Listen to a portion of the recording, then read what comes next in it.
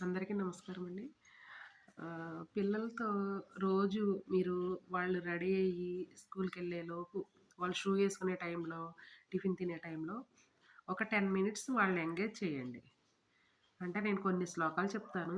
అంటే క్లాసెస్‌లోనే చెప్తాను. ఒకవేళ క్లాసులు లేని వాళ్ళకి కూడా ఉపయోగపడతాయని చెప్తున్నాను. కృష్ణాయ వాసుదేవాయ హరయే పరమాత్మనే ప్రణతః క్లేశనాశాయ గోవిందాయ నమో నమః. ఈ మంత్రాన్ని ఎన్ని సార్లు వీలైతే అన్ని సార్లు ఎవరైనా చిన్న పెద్ద అని తేడా లేకుండా అనుకోవచ్చు.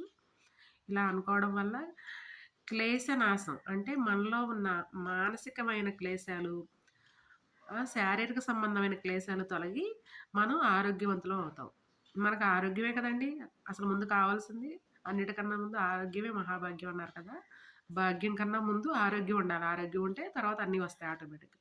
నెక్స్ట్ ఉదయం వాళ్ళు స్కూల్‌కెళ్ళేటప్పుడు వాళ్ళు మళ్ళీ మన ఇంటికి క్షేమంగా ఇంటికి రావడానికి అమ్మవారి మంత్రం. ఇది చాగంటి గారు చెప్పింది నేను చెప్తున్నాను. సర్వదా సర్వదేశేషు పాతు త్వాం భువనేశ్వరీ మహామాయే జగద్ధాత్రి సచ్చిదానందరూపిణి. ఈ మంత్రాన్ని కూడా నేర్పించండి పిల్లలతో. ఎంత ఒక 2 మినిట్స్‌లో అయిపోతాయండి ఇవి. తర్వాత మళ్ళీ పిల్లలకి పిల్లలకి అలా చెప్తారు. మనం కూడా ఎప్పుడైనా పెద్దవాళ్ళం కూడా బయటకెళ్తూ ఉంటాం కదా! ఇప్పుడున్న రోజుల్లో బయటకెళ్తే ఇంటికొచ్చే వరకు కూడా రాగలమా లేదా అన్నట్టు ఉంది జర్నీ. రోడ్లు అలానే ఉన్నాయి. జర్నీ దగ్గర కూడా చాలా భయం భయంగానే ఎళ్తున్నాం. కాబట్టి ఎళ్ళే ముందు విష్ణు సహస్రనామంలో ఒక శ్లోకం ఉంటది. అది అనుకుంటూ బయలుదేరండి.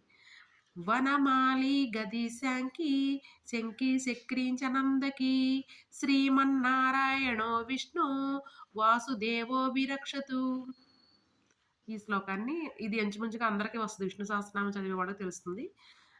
రాని వాళ్ళు నేర్చుకోండి. మళ్ళీ హ్మ్, దక్షిణామూర్తి విగ్రహం లేదా ఫోటో చిన్నది మీ పిల్లలు చదువుకునే ప్లేస్‌లో పెట్టండి. వాళ్ళ రూమ్‌లో గాని, వాళ్ళు ఎక్కడైతే చదువుకుంటారో ఆ ప్లేస్‌లో పెట్టండి. రోజు దాన్ని చూస్తూ ఉండమని చెప్పండి. అలా చూస్తూ ఉండటం వల్ల వాళ్ళల్లో అజ్ఞానం తొలగి జ్ఞానం వృద్ధి చెందుతుంది. దానికి సంబంధించిన ఒక మంత్రం. దక్షిణామూర్తి ఫోటో అండి. దక్షిణామూర్తి శ్లోకం. జ్ఞానానందమయం దేవం నిర్మల స్ఫటికాకృతిం ఆధారం సర్వ విద్యానం అయగ్రీవోపాస్మహే. నమస్కారం అండి.